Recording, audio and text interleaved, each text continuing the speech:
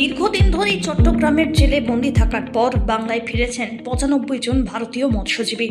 সোমবার গঙ্গাসাগরে জনসভায় গিয়ে তাঁদের সঙ্গে দেখা করলেন মুখ্যমন্ত্রী মমতা বন্দ্যোপাধ্যায়। খোঁজ নেন শারীরিক অবস্থার।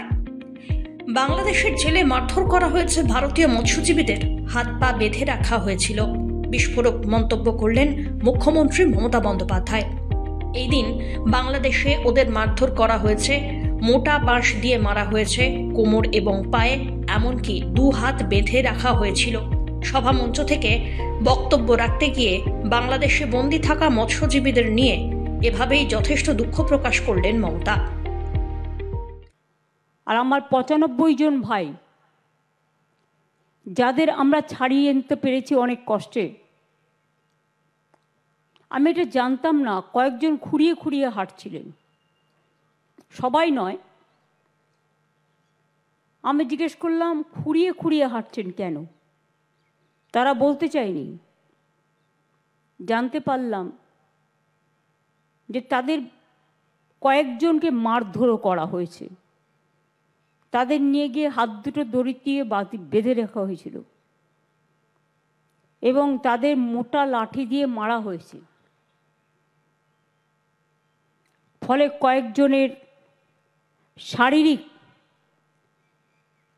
যে কোমর থেকে পা পর্যন্ত চোট, জামা কাপড় পরে আছে বলে বোঝা যাচ্ছে না। তারা কাঁদছিল বলে জিজ্ঞেস করছিলাম, বুঝতে পেরেছিলাম।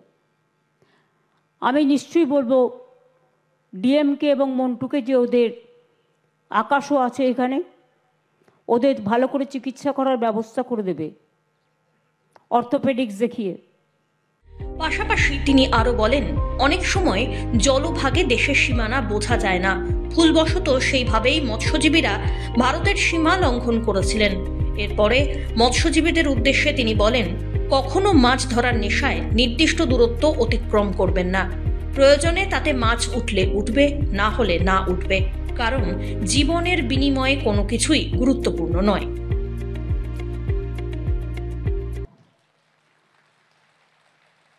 তারপরে যাই হোক, ওনাদের একটা লঞ্চ এখানে চলে আসে, লঞ্চ না ট্রলার বাংলাদেশের।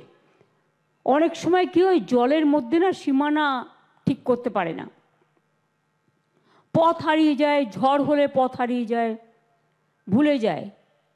কিন্তু আমরা বারণ করব মহাজনদেরও, এবং বিশেষ করে যারা এই ট্রলারে যাতায়াত করেন মাছ তোলার জন্য, আপনারা কখনোই আমাদের সীমানার বাইরে যাবেন না।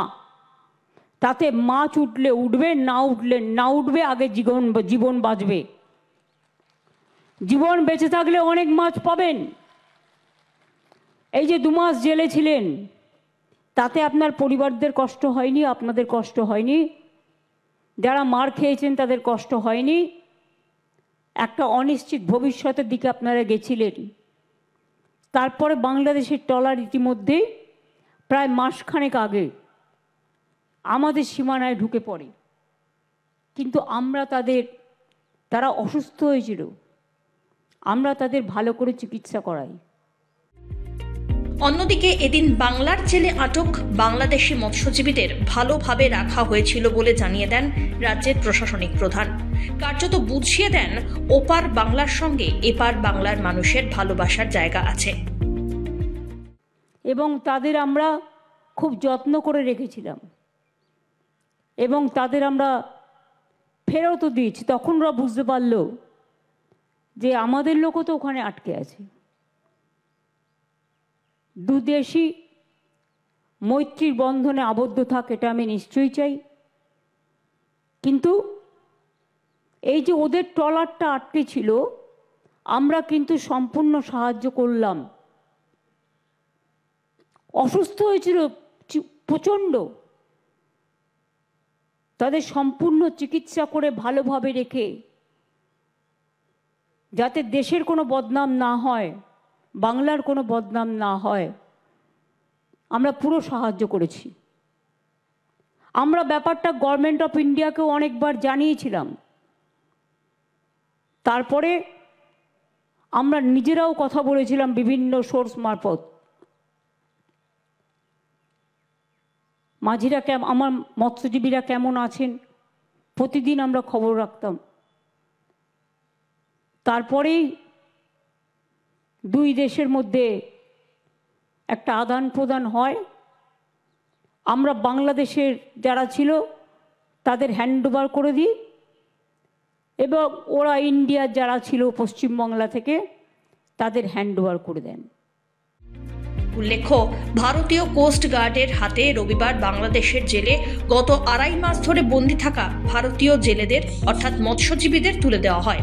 অন্যদিকে বাংলার জেলে বন্দী বেশ কয়েকজন বাংলাদেশি মৎস্যজীবীকে ছেড়েও দেওয়া হয়। সোমবার গঙ্গাসাগরে গিয়ে প্রথমেই ভারতীয় মৎস্যজীবীদের সঙ্গে দেখা করলেন মুখ্যমন্ত্রী। তাদের হাতে টাকা সহ আরও বেশ কিছু প্রয়োজনীয় সামগ্রী তুলে দেন তিনি। Bureau report, one India Bangla.